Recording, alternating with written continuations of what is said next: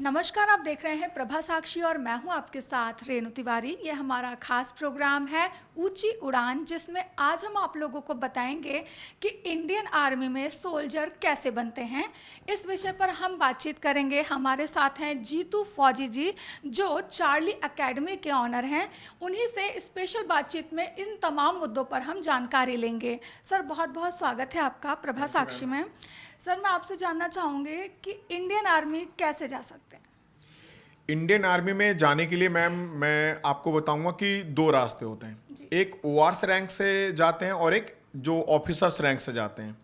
तो अगर आपको ओआरएस के बारे में बताऊं कि मैं एनडीए के बारे में बताऊं या जो ऑफिसर्स रैंक में जाते हैं। सर, मैं ओआरएस शुरुआत से ही जानना चाहूँगी। शुरुआत से जानना चाहते हैं तो मैं ओआरएस रैंक में बताता हूं कि ओआरएस रैंक में अगर कोई बच्चा जाना चाहता है तो वो GD, tradesman, clerk, nursing assistant, इन सब मतलब कि पोस्टों के ऊपर अपना एप्लीकेशन लगा करके और वो ओआरएस रैंक के अंदर जाने के लिए एप्लीकेबल हो जाता है। तो इनकी योग्यता क्या होती है इन बच्चों की जो ओआर में जाते हैं? ओआरएस रैंक में 10वीं क्लास से मतलब कि योग्यता चालू हो जाती है और 12वीं पे जा करके इसका ख़त्म हो जाता है। जैसे कि अगर आपको जीडी और ट्रेड्समैन में जाना है तो 10वीं के एजुकेशन से ही आप उसके अंदर पार्टिसिपेट कर सकते हैं। और टेक्निकल है, नर्सिंग असिस्टेंट है और क्लर्क है, तो उसके अंदर आपको 12th क्लियर चाहिए। और उसके अंदर फिर अलग अलग जैसे सब्जेक्ट भी होता है कि पीसीएम और पीसीबी दोनों की रिक्वायरमेंट होती है टेक्निकल और नर्सिंग असिस्टेंट के अंदर। तो सर, इस एग्ज़ाम को कैसे देते हैं? क्या किस तरह से स्टार्ट किया जाता है? क्या क्या जैसे फिजिकल, मेडिकल और रिटर्न, इसकी तैयारी कैसे होती है? जैसे अगर आप एप्लीकेबल हो चुके हैं, आपने किसी पोस्ट के लिए वहाँ पे फॉर्म भर दिया है, तो आपको वहाँ पे 3 चीज़ों से गुजरना पड़ेगा। पहला चीज़ कि आपको उसके अंदर फिजिकल देना पड़ेगा। इंडियन आर्मी में जाने वाले बेसिकली जितने भी कैंडिडेट, जितने भी बच्चे हैं, उनको ना बिल्कुल माइंड सेट कर लेना चाहिए कि वो अपना फिजिकल इतना स्ट्रांग कर ले, इतना मजबूत कर ले कि वो किसी भी आड़ के आगे अपने आगे घुटने ना टेके। अगर वो फिजिकल उनका कमजोर है तो वो कभी भी ना इंडियन आर्मी का सपना पूरा नहीं कर सकते। तो एक तो सबसे पहला इंपॉर्टेंट जो चीज़ है वो फिजिकल है। आपको फिजिकल का पड़ाव क्लियर करना पड़ेगा। 1600 मीटर का जो रेस होता है वो बहुत टफ होता है। डॉक्यूमेंट्स में टाइमिंग कुछ और दिया होता है, लेकिन आपको कंपटीशन के अगेंस्ट अगर आप देखेंगे तो वहां पे आपको 4:50 5 मिनट के अंदर 1600 मीटर क्लियर करना पड़ेगा, कि जो एक बहुत टफ कंपटीशन हो जाता है। अगर आपका फिजिकल क्लियर हो जाता है, उसके बाद नेक्स्ट आपका एक मेडिकल होगा। मेडिकल के अंदर पूरी आपकी जो बॉडी के अंदर आपका आंख, कान, नाक, दांत, फ्लैट फुट, नॉक नी, ये सारी चीज़ें चेक की जाएंगी। ठीक है। और अगर आप उसके अंदर क्वालिफाई हो जाते हैं तो आपका एक रिटर्न एग्जाम होगा, जिसके अंदर आपका मैथ, जीके, जीएस, रीजनिंग वगैरह आपको पूछा जाएगा 8वीं से 10वीं लेवल तक के मतलब कि एजुकेशन के आधार पे।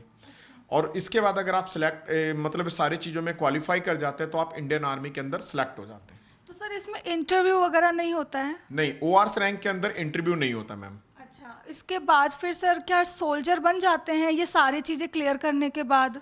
नहीं मैम, अगर ये तो आपका सिर्फ अभी सिलेक्शन हुआ है। सोल्जर का बहुत मतलब कि अलग मतलब कि रेशो होता है। आपको सोल्जर बनने के लिए ना कई और पड़ाव को क्लियर करना पड़ेगा, तब जाकर के आप एक इंडियन आर्मी के अंदर सोल्जर बनेंगे। तो सर, वो कौन से पड़ाव होते हैं जो एग्ज़ाम, ऑलरेडी टफ एग्ज़ाम और फिजिकल अपना क्लियर करने के बाद, उसके बाद भी ऐसे कौन से पड़ाव होते हैं जिनको पार करने के बाद सोल्जर बनते हैं? देखिए, जितनी बारीकी से आपने अपने फिजिकल को मतलब कि तैयार किया, मेडिकल के लिए आप अपने शरीर को बचा करके चलें, रिटर्न के लिए आपने अपने दिमाग को मतलब बिल्कुल एक्टिव रखा है, तो आप सिर्फ सिलेक्ट हुए।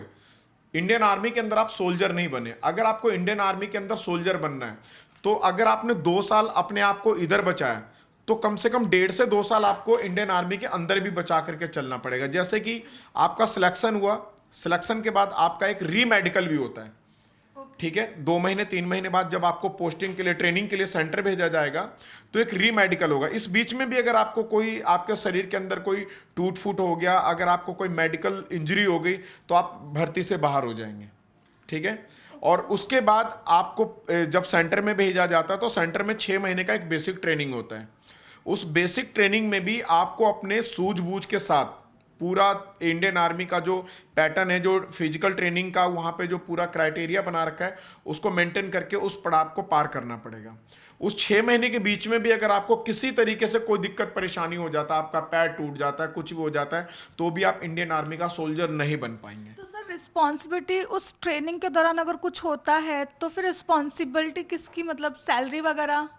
देखिए मैम, रिस्पॉन्सिबिलिटी के लिए पहले ही जब यहाँ पे 958 जो डॉक्यूमेंट्स होता है उसके अंदर लिखवा लिया जाता है कि आप इंडियन आर्मी में मतलब कि जाने के लिए सिलेक्ट हो चुके हैं।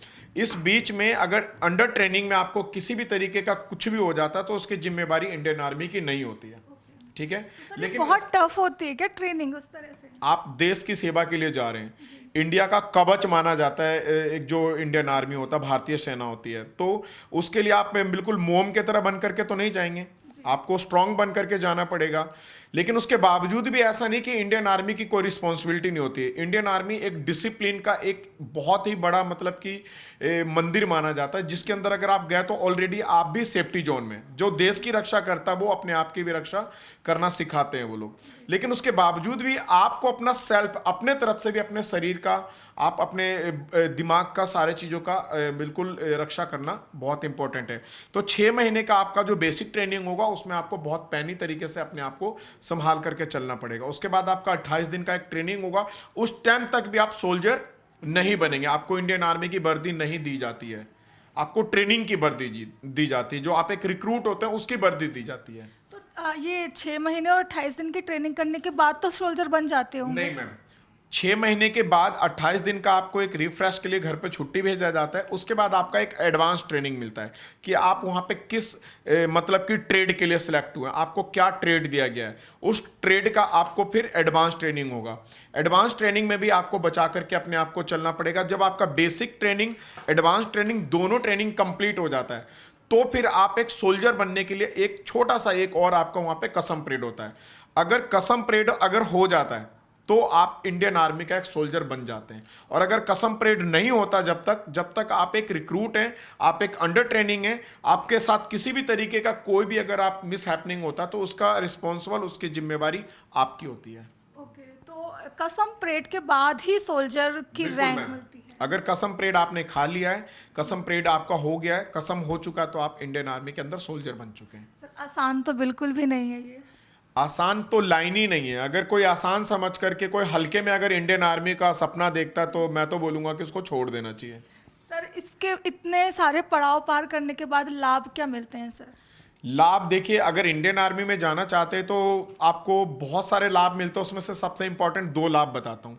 एक तो आपका जो सम्मान होता है, आपका जो गौरव बढ़ता है, तो एक अपने आप में एक अनूठा होता है, बिल्कुल एक अलग ही होता है। आपके परिवार का, आपके मम्मी पापा, आपके दोस्त यार में जो आपका रुतबा बढ़ जाता है, तो एक बहुत ही ज़्यादा मतलब कि आप सम्मानित महसूस करेंगे जब आप इंडियन आर्मी में जाएंगे। तो एक लाभ तो ये मिलेगा। दूसरा लाभ आपको जो इनकम का होता है, जो उसके अंदर एक सैलरी मिलता है, क्योंकि आप 10वीं के लेवल पे आप देखेंगे कहीं पे भी आपको इस तरीके का कोई 40 से 50 हज़ार के बीच में स्टार्टिंग पीरियड में, कोई एक सीए को भी मतलब कि 25 हज़ार से स्टार्टिंग मिलती है। लेकिन इंडियन आर्मी के सोल्जर को एक 40 से 50 हज़ार के बीच में आपको स्टार्टिंग पेमेंट मिलता है और मात्र 14 साल 6 महीने आप सर्विस करते हैं और जिंदगी भर बैठ करके इंडियन आर्मी आपको पेंशन देता है। इंडिया में सिर्फ एक यही जॉब बच गया जिसके अंदर पेंशन की सुविधा अभी बची हुई है। तो आप देख सकते हैं कि आपको एक तो सम्मान भी मिल रहा है और दूसरा लाइफ टाइम तक आपको एक सिक्योर करके मेडिकल की सुविधा, आपको कैंटीन की सुविधा, आपको पेमेंट, आप कितने भी बूढ़े हो जाते हैं तब तक आपको सैलरी मिलती रहती है। सर, तो फिर फाइनली इतनी लंबी ट्रेनिंग के बाद एक सोल्जर बन पाता है, जो सपना होता है सोल्जर का वो सोल्जर पूरा बन पाता है।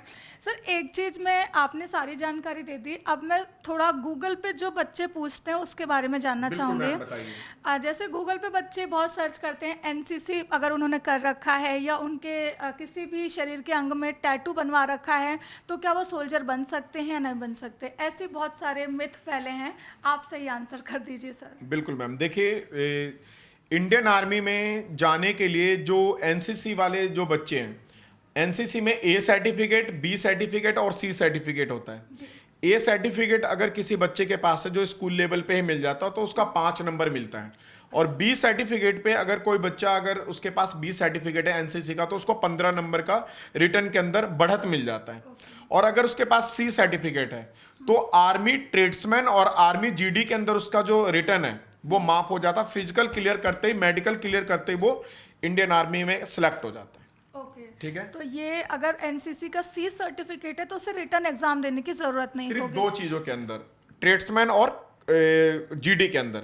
अगर क्लर्क और नर्सिंग असिस्टेंट है तो क्लर्क में उसको 20 नंबर मिलेगा एनसीसी का सी सर्टिफिकेट से। ओके, और सर टैटू के बारे में? टैटू देखिए, बॉडी के ऊपर जो शरीर के अंदर टैटू बना होता है, तो आप अगर कहीं पे भी यहाँ पे अगर आपके शरीर में कहीं पे भी टैटू बना हुआ है तो आप उसको हटवा लें, और आगे मतलब अगर इंडियन आर्मी का सपना देख रहे हैं तो ना जाए। लेकिन मैं आपको बता देता हूं कि इसके एल्बो के नीचे अगर कहीं पे भी यहाँ पे इस वाले एरिया में अगर आपका टैटू बना हुआ तो वो डॉक्यूमेंट्स के हिसाब से वो पास मानते हैं। लेकिन मैं आपको बता देता हूं कि कंपटीशन इतना ज्यादा टफ हो गया इंडियन आर्मी का कि आप किसी भी तरीके से अपने शरीर के अंदर टैटू ना बनवाएं। अगर आपने बनवा रखा तो रिस्क ना लें, क्योंकि अगर 1000 बच्चे बिल्कुल आपसे बिल्कुल साफ सुथरे वहां पे मेडिकल में फिट होकर के बैठे तो वो आपके अंदर अगर टैटू बना हुआ है तो आपको क्यों लेंगे। तो अगर आपका सपना है तो आप अपने शरीर पे किसी भी तरीके का टैटू ना बनाएं। अगर मेरे से पूछे कि टैटू वाले बच्चे सिलेक्ट होते हैं कि नहीं होते, तो मैं बोलूंगा कि नहीं होते और नहीं लेना चाहिए उनको।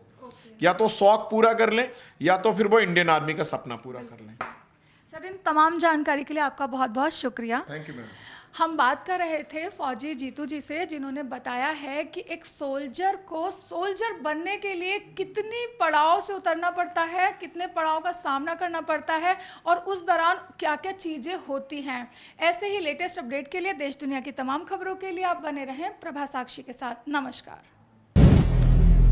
अगर आप भी लेना चाहते हैं देश दुनिया की तमाम जानकारी तो आज ही सब्सक्राइब करें हमारे चैनल को। साथ ही नीचे दिए बेल आइकन को जरूर दबाएं ताकि हर अपडेट आप तक पहुंच सके।